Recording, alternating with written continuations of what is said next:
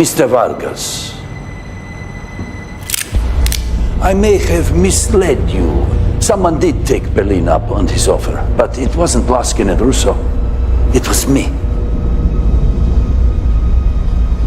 Well played, Nico. I didn't think you had it in you. Kill him.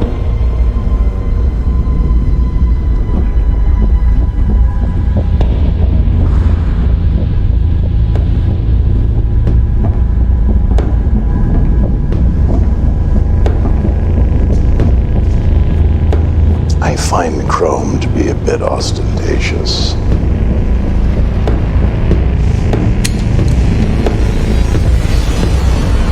I'm sorry, Mr. DeMarcus. The truth is, I'm the one who misled you.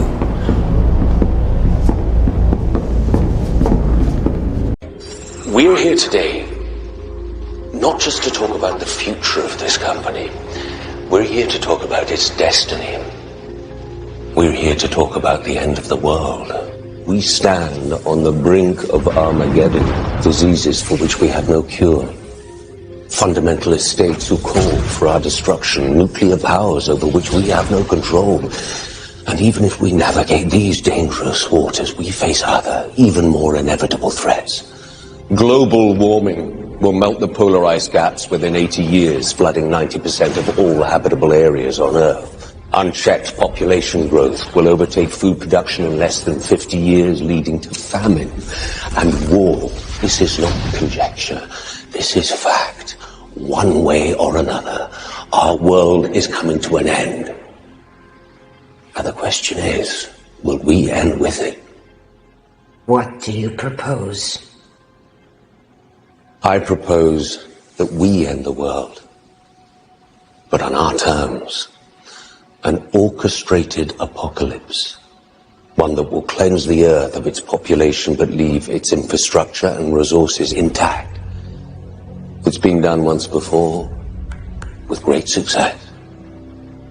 The chosen few will ride out the storm, not in an ark as in the book of Genesis, but in safety, underground. And when it's over, we will emerge onto a cleansed earth, one that we can then reboot in our image. And just how do you intend to achieve this? The means of our salvation are already at hand. I give to you the T-virus. Or at least deliberately. When this recording was uploaded to my data stream, it created a conflict in my programming. I was created to serve the Umbrella Corporation, but I was also programmed to value human life. Dr. Isaacs allowed the virus to escape. He murdered over 7 billion people. My programming will not allow me to harm an employee of the Umbrella Corporation. I am powerless to stop Dr. Isaacs, but you are not. We turn now to our White House correspondent, Liz Landers, for more on the political context to all of this. All right, Liz, so tell us more about Joe Kent, the director of the National Counterterrorism Center, who resigned today in protest. Yeah, well, with his background as a Green Beret and a former CIA official, he has both this military and intelligence background, but he really represents sort of the MAGA portion of this administration who is anti-war. And that is what we saw today in these comments from him. He has a close relationship with Tucker Carlson, who we've mentioned previously has been critical of this war in Iran since it started. Good evening. Exams have been cancelled and some pupils want to stay home after a devastating meningitis outbreak in Kent has left 2 students dead. An 18-year-old sixth form pupil called Juliet and a 21-year-old student from the University of Kent both died, and 11 others are in hospital tonight. It's thought the outbreak is connected to a recent social event at a nightclub in Canterbury. Today, hundreds of students queued up to get antibiotics as it emerged pupils at 3 schools and also at the university are thought to have been infected. Tonight, it's still not clear what strain is involved. In a moment, we'll have details on what precautions you can take. First, here's our health correspondent, Rebecca Barry, with the latest. They should be gearing up for their A-level exams. Instead, pupils at Queen Elizabeth's Grammar School in Kent are grieving.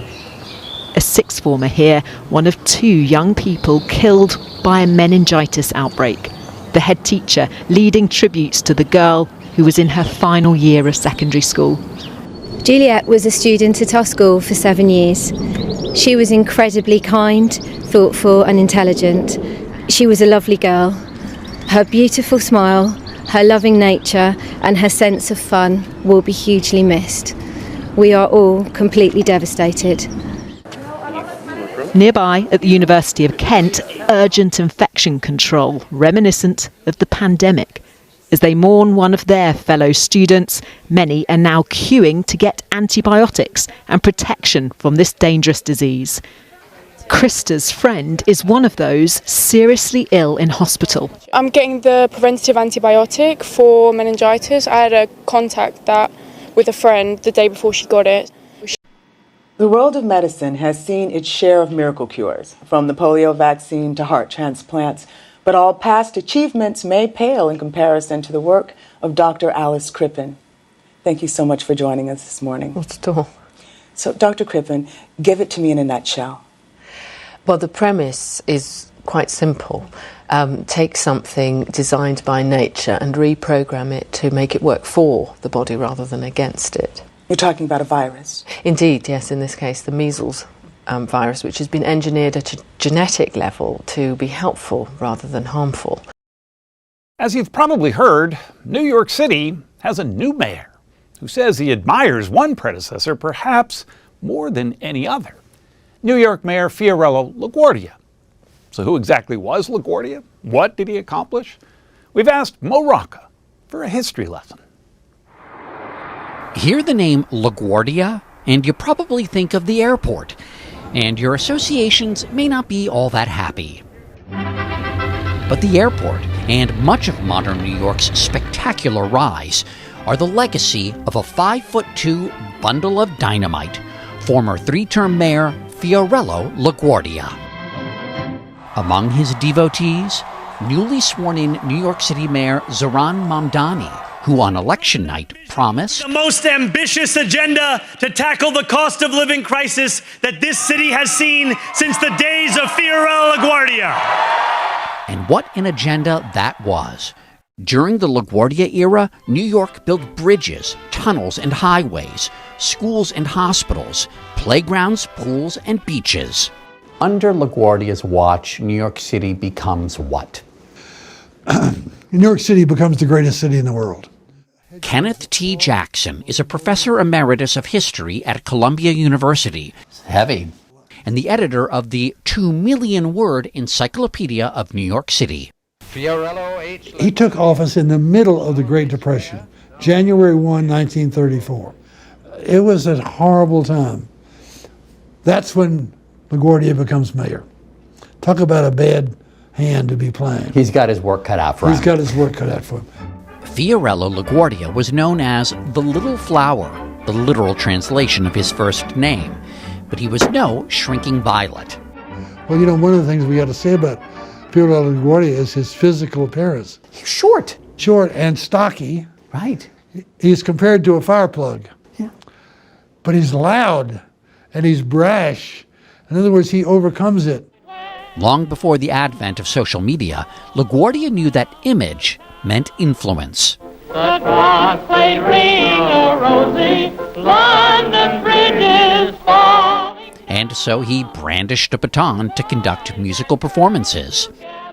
He wore costumes, threw baseballs, held babies, and mugged with the biggest names of the day: Judy Garland and Mickey Rooney, Albert Einstein, singer Marian Anderson, even holding his own with Abbott and Costello. Wait a minute, that's the mayor. I'm LaGuardia, huh? No! Oh, no! Oh, Mayor LaGuardia, hello! Yeah. If there was a fire, he'd be there. Mayor LaGuardia braves the smoke which knocks out scores of firefighters. And he took a tough stance on vice and organized crime.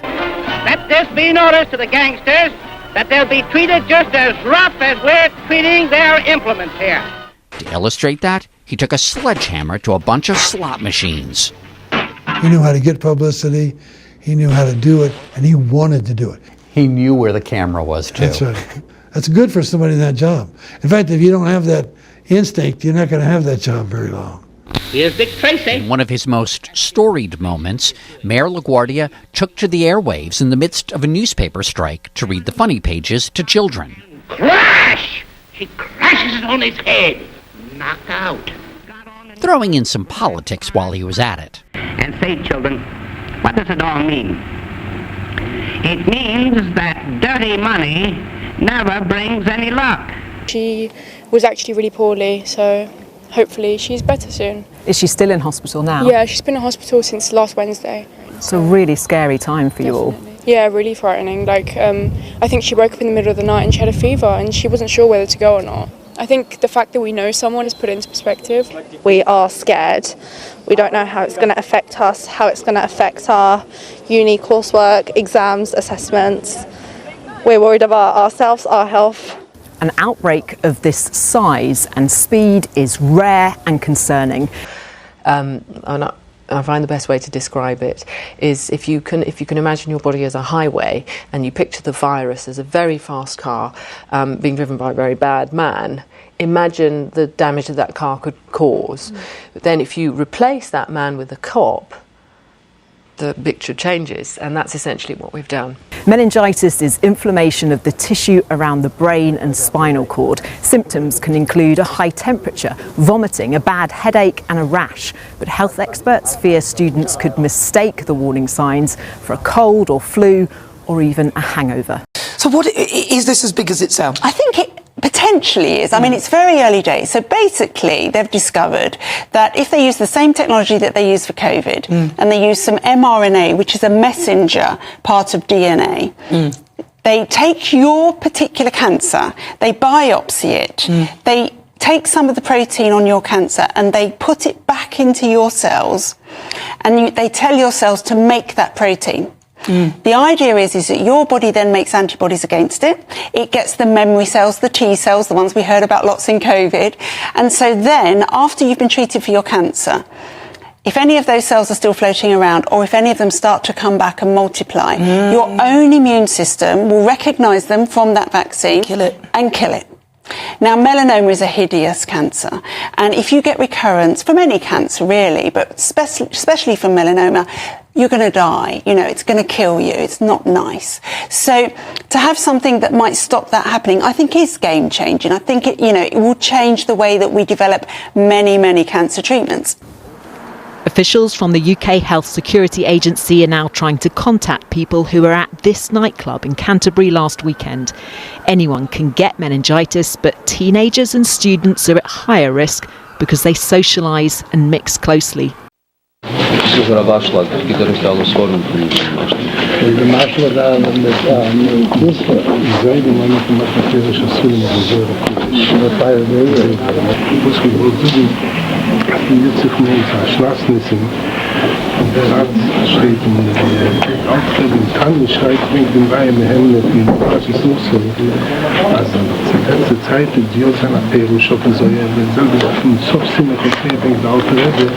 אז בפיזיקה צייט מפוזרת והם später שיו kennenlernen. Es ist actually eine Zeit, man akkultiert, so kennenlernen, lernen so ja, auch ein bisschen Karbonen durchlebt, das sind mir alle Figuren. Bei uns steht in den Chizis Chabad in Israel, also Chizis Chabad hat mal angeschaut in Jonathan Kabbalah und mit der Bier, als der ist von Kochen der Bier da ist,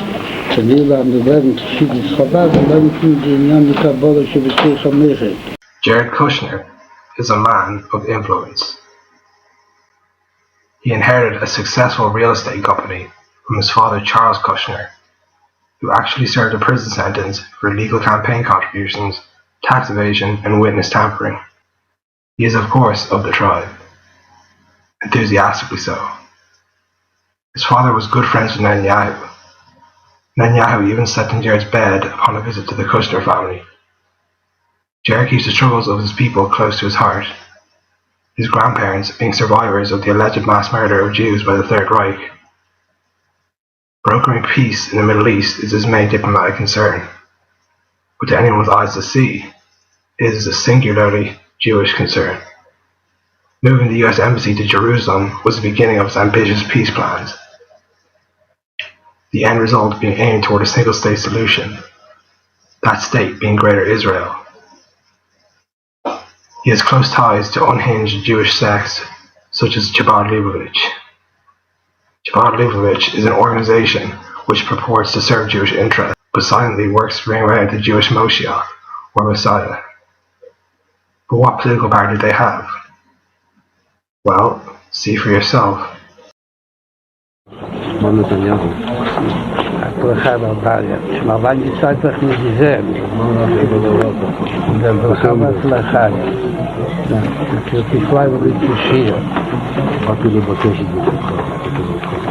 בכל העניינים, גם האישיים, גם הלאומיים. בזמן שישראל לאחרונה ניתצו כמה עניינים. התפתחו כמה. מה שרואה עוד, וגם מצו שעדיין משיח ליבו, אז הייתה משהו עם מה ידיעתו. ועושים. Ja, nee, gut, dass man das schreiben, die Archäologie. ודמת איזה משאלו מתייצא מתחיל חב"ד, שהדבר תראה בזאת המתייצא מתחיל חב"ד. זאת תראה בשעות מהיר אצל נער ופשטה. With early identification and prompt treatment, it can be very successful in preventing spread, and that's why it's so critical that we are instituting these measures as quickly as possible. It's very early days. We're years away from seeing this in practice. They've not even recruited patients yet onto the trial. But in mice, it stopped the cancer recurring in 50% of cases. Now, 50% is better than 0% or 1%. So, you know. You probably know William Shakespeare, the poet, the playwright, and actor, and, well, among the greatest writers in the history of the English language. But William Shakespeare is also the name of one of the first people in the entire world to get the approved vaccine for COVID-19. 81-year-old William Shakespeare was the second person in the UK's vaccination program to receive a shot of the COVID-19 vaccine. You see him right there. This Shakespeare is from Warwickshire, the county that was the birthplace of the Shakespeare born in the 16th century. Fiorello LaGuardia was born in New York to Italian immigrants. His father was raised Catholic. His mother was Jewish. Fiorello himself became a practicing Episcopalian. LaGuardia, in some ways, is the quintessential New Yorker, a one-man melting pot. But he actually grew up in the American West. His father was a band leader in the U.S. Army. By age 24, he was back in New York, working as an interpreter at Ellis Island while he attended law school. That we rout the hosts of evil and elect LaGuardia mayor. As mayor, LaGuardia championed immigrants and the working class while reshaping the city through massive public works. But he could have never pulled off his ambitious agenda without two allies. His visionary and polarizing Parks Commissioner Robert Moses, and Democratic President Franklin Delano Roosevelt, whose New Deal bankrolled much of what was built. LaGuardia was a Republican, but the two shared the same progressive ideals. Under LaGuardia, we built our first public housing. That's an important thing because for the first 300 years of American history, housing is your problem, not my problem, the government. That's a huge governmental shift. So does LaGuardia help redefine what a city should do for its citizens? He's the most powerful public official, short of the presidency. The UK is the first Western country to start a mass vaccination program after British regulators approved the shot developed by Pfizer and BioNTech. Margaret Keenan, who turns 91 next week, was first in line at one of the hospitals handling the initial phase in the UK's program. She said, quote, "I feel so privileged to be the first person vaccinated against COVID-19. It's the best early birthday present I could wish for because it means I can finally look forward to spending time with my family and friends in the new year after being on my own for most of the year." I think that's really, really encouraging. I think there are a couple of things that we're going to need to know as time goes forward. I want to know that the mRNA technology is completely safe. And I think that we need some more long-term data, which will obviously come with these studies, to know that interfering with the DNA and RNA in our cells is actually potentially But we did it with COVID. We did, and there are oncologists now calling for it to be stopped. There's nobody here. Hey, someone's coming. Yo!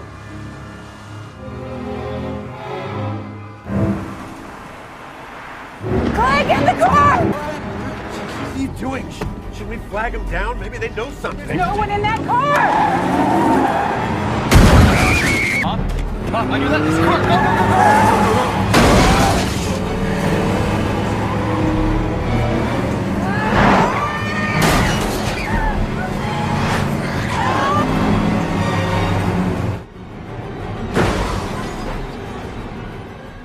The mRNA technology. So there is still debate around that, and I think it's good. We need debate, but we need open debate where we really can look.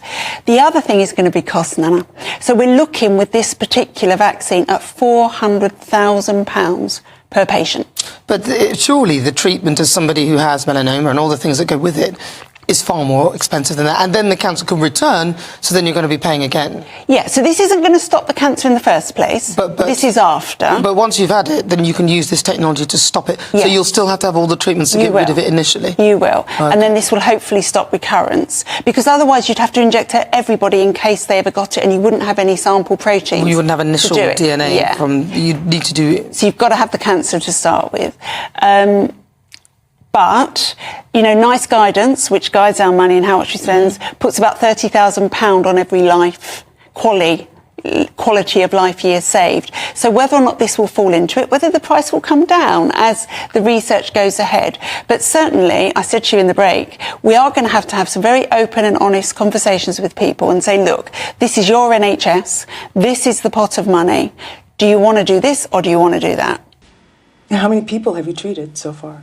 Well, we've had 10,009 clinical trials in humans so far. And how many are cancer-free? 10,009. So you have actually cured cancer? Yes. Yes, we have.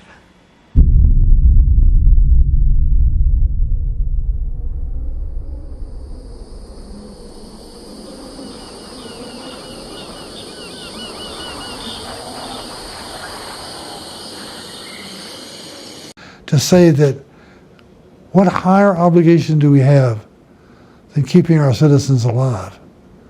What higher obligation do we have than keeping them out of the cold in January? What higher obligation do we have than to feed their children when they're hungry? I mean, you just walk in and this is what you're greeted with. Michael Rosenberg is the president and CEO of New York City Center, one of the city's premier and most beautiful theaters. Without Fiorella LaGuardia, would we even be standing in this space? No, this would now be a parking lot. Originally built by the Shriners, the city took over the building when the Shriners couldn't pay their taxes. LaGuardia proposed turning it into a temple for music, dance, and theater. So he wanted this to be for whom? He wanted this to be for the average, everyday working man of New York City. Tickets on opening night were just $1 compared to $10 at the Metropolitan Opera.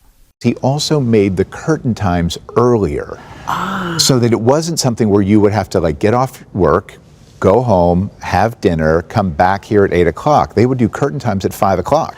It's been more than a year since Broadway went dark, but finally, there is a plan to turn the lights back on. Welcome back. I'm Christine Johnson. And I'm Dick Brennan. We can tell you the city announced dedicated vaccination testing sites will open for theater workers. Live look now from Times Square at the heart of it all. The goal is to get Broadway back by September. CBS 2's Natalie Dudridge reports. The show must go on, and the show will go on. It's the moment Broadway stars like Grammy, Tony, and Emmy Award winner Andre DeShield have been waiting for. We're ready. We've stayed in shape. Our voices are strong. All we need is a stage. And the stage is now set to reopen by September. So the next 4 weeks, we'll be setting up dedicated vaccination sites specifically for the theater community, the theater industry. Testing sites will also be set up right in the theater district for on and off Broadway stage crews, production teams, and performers, crucial for safe rehearsing. Like Brooklyn-born actor Telly Leung, who has been patiently waiting in the wings. This pandemic has hit our industry particularly hard. I think it's time for all of us to heal from the trauma. That is where artists come in. We help heal the soul. Healing not just artistically, but financially. Broadway accounts for 100,000 jobs and has an economic impact of $15 billion a year. Broadway and the theater contribute more to New York's economy than all of the sports teams combined. But unlike sports arenas, theaters are extremely intimate, and producers say it's just not feasible to open unless seats are filled to at least 75% capacity. That's why city officials will also be working closely to ensure theaters can safely accommodate audiences and control crowds. Love things like the idea of a passport or a certificate that says you've been tested in the last 42 hours and you're COVID-free, or that you've had the vaccination. The theater community says it needs these next 6 months to rehearse, get sets and costumes ready, orchestras tuned up, all under new guidelines that are still being set before the lights come up once again this fall in Times Square. Natalie Duddridge, CBS 2 News. Because rich people were used to sort of going to the theater starting at 8 or 9. That's exactly and right. Staying out until midnight. But if you're a working man or woman. Yep, you have to be up very early. In fact, LaGuardia might have understood that better than most. Hello, Fiorello. Did you have a busy day? Gosh, I'm tired. But for Fiorello LaGuardia, being mayor was a round-the-clock role of a lifetime. LaGuardia is a great example of a mayor using the power and majesty of his office to support ideas that are important to him. And this is a great example. He believed in the arts, and he saw this as a way of bringing that belief to life. This is Inside the Music. I'm Brian Lauritsen. The Magic Flute is not only an opera that tells the story of love and trials, there's also a deeper meaning. Mozart intended the work to be a dramatic representation of a person's initiation into Freemasonry. And to learn more about it, I went to the Masonic Center in Santa Monica and spoke with former Grand Master of Masons in California, Stephen Doan. This is known as Mozart's Masonic opera, written in the last year of his life, and he did something that he knew his Masonic brothers would attend, and that non-Masons would come out of curiosity for what the Masons were about. And he thinly disguised a Masonic initiation ceremony in this opera. So as part of the Masonic initiation ceremony at the time, the candidate goes through these 4 elemental tests: earth, water, air, fire, to prove to the brethren that they have the right balance of these 4. And of course, we see these in the second act of the opera. Tamino's going through the initiatic process, and the first 2 are earth and air, and then he does fire and water subsequently. So this opera is called The Magic Flute. I imagine there's quite a bit to unpack there. Freemasonry is all about harmony. That's why geometry is the central symbol of Freemasonry, because geometry measures the harmony in the universe. There's a principle in theology, it's called hypostasis. We can never know the divine, we can only see the work of the divine.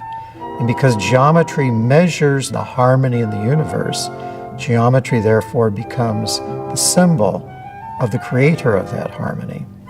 That's the whole point of Freemasonry. That's really the whole point of this opera. And the magic flute convey this sense of harmony. The flute is magical because the 4 elements are in balance. It's made from wood from the earth. It was made on a rainy night when there was water, and also thunder and lightning, which is fire. But then, most importantly, it takes someone to apply the breath, somebody who has the wisdom to play the music on the flute that will return harmony.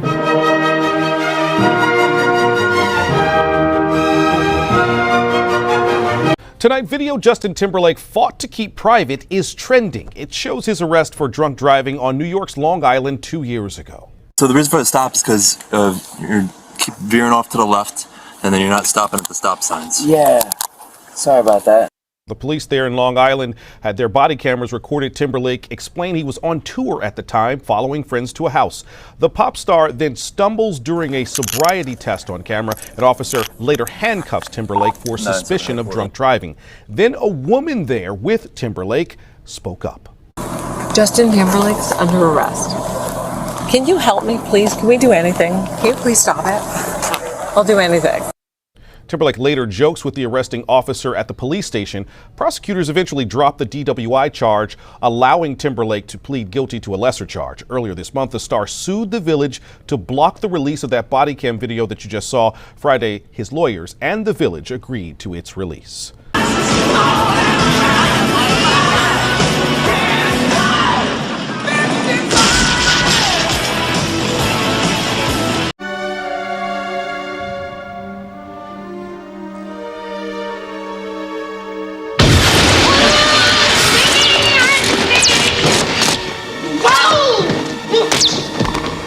Listen to me. What? I, Vigo, the scourge of Carpathia, the sorrow of Moldavia, command you. Oh, command me, Lord. On a mountain of skulls in the castle of pain, I sat on a throne of blood.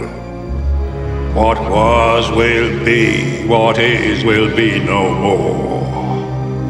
Now is the season of evil. Evil? Find me a child that I might live again. Yes, a child. A child. A child?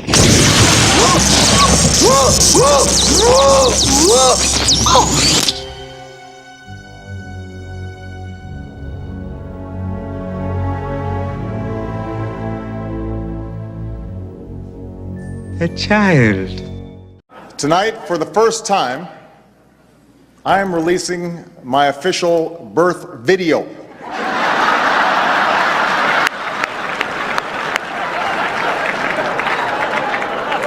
Now, I warn you, no one has seen this footage in 50 years. Not even me. But let's take a look.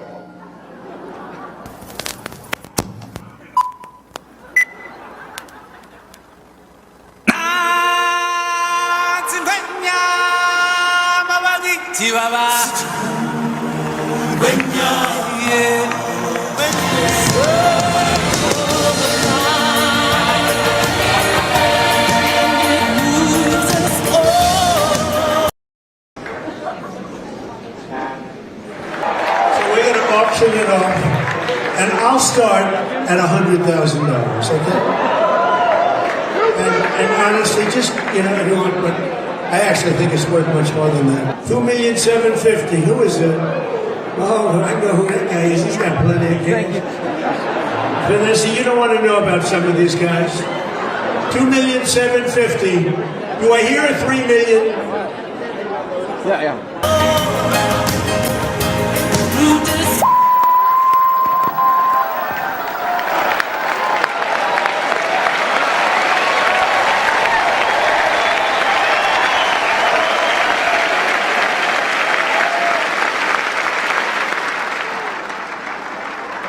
Oh well. Back to square one. Do I hear $3 million? It's going to St. Jude's. It's going to the sheriff's office.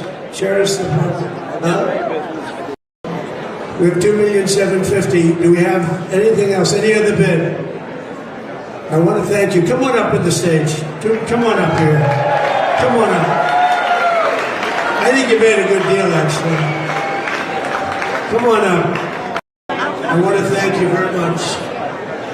That's a very nice outfit. I like this outfit. Thank you very much.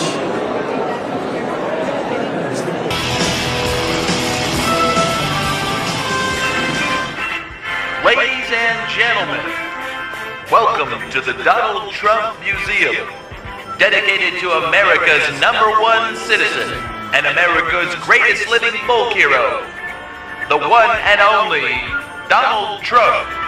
Learn the amazing history of the Trump family. Somebody criticized me the other day because they asked me what I do, and I said, I'm going to bomb the shit out of them. It's true. I don't care. And I guess I have some very good enemies, and I like it that way somehow. And and I really believe in trashing your enemies.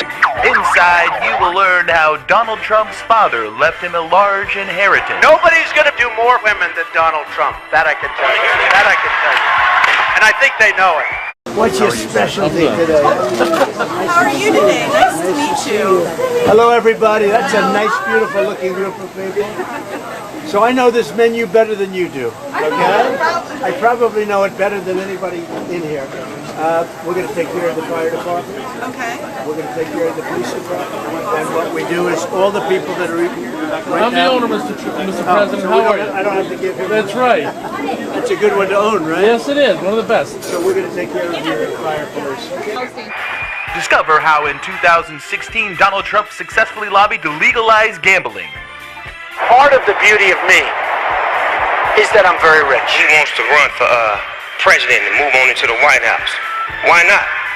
Share in the stupidity of the average American as they made him the 45th president of the United States. That will easily go down as the greatest president in the history of the United States. Me, Donald John Trump. He's a big fan. Yes, come here, take a look. This is a guy I like. Very nice one. Oh, you know what we'll do? Here, this is for you. I like that one, but this one's even nicer. Okay. It's more expensive, I can tell you. This is triple the price of that one, right? Yeah. Here you go. Thank you. Pop. Come here, folks. Thank you. You know what that is? That's the best. That's the best. Oh, look at those boxes of food. No! Hey, no! Hey, wait, you come with us upstairs. There we go, Sonny. We can do this the easy way or the hard way.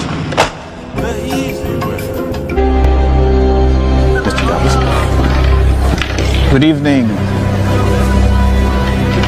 I assume my time is as good as anyone's. Indeed it is. However, there is a voluntary donation for non-members. Most give a year.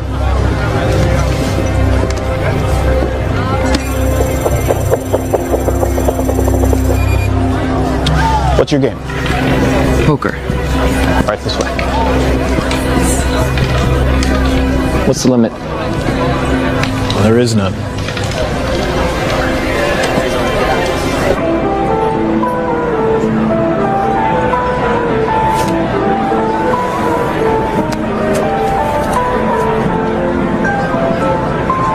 I don't believe we've had the pleasure of your company before, Mr. Salas. Will Salas. Philippe Weiss. You must come from time. You could say I'm gambling my inheritance. You don't have a garden, Mr. Salas?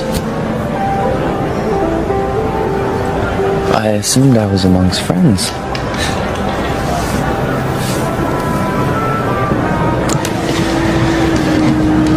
I bet you 50 years.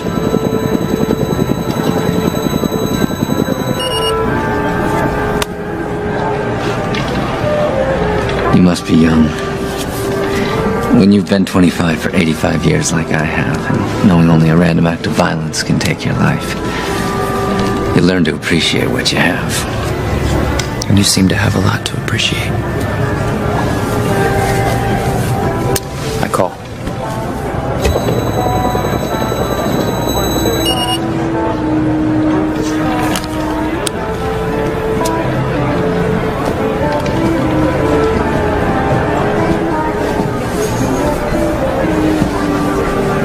Of course, some think what we have is unfair.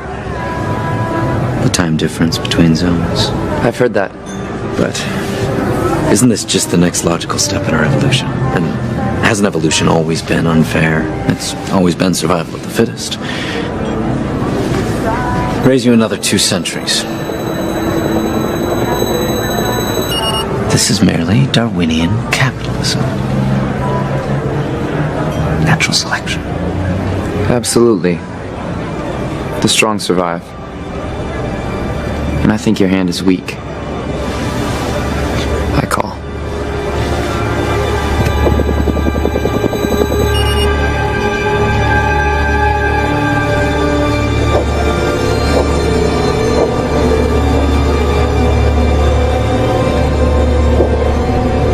It appears you're all in, Mr. Salas.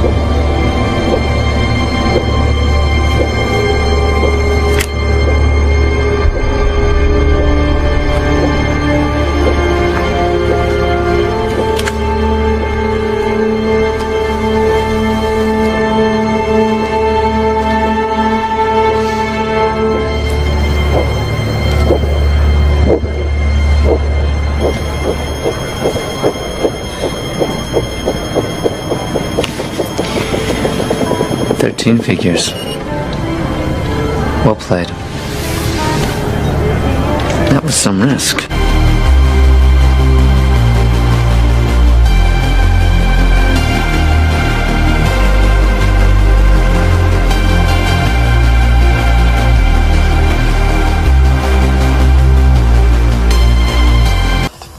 We're gathering together because there's more power. You know, this has been almost like programming that's been put into humanity's mind for a long time. Now it's more of a manifestation of this. This is just so far off the scale where this world is heading.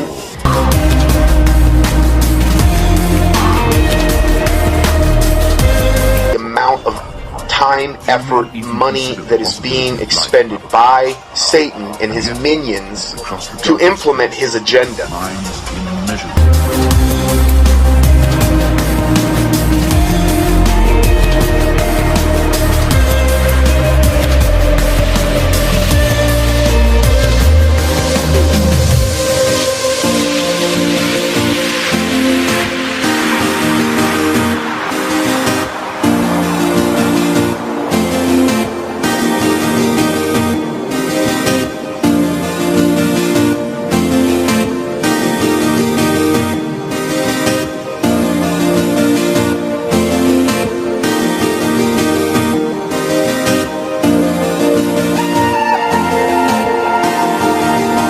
Future that Ernest Cline, the writer of the book, envisioned. I was very careful with Ernie collaborating with me every step of the way to be able to find the movie narrative inside this dense forest of Ernie's profound imagination. The Oasis being the ultimate toy box with all the toys in the world, and then playing that with one of the greatest filmmakers of all time. It results in just amazing action and such a fun adventure. Ernest Cline is such a visionary, and I think has seen the future before any of us possibly could even imagine it.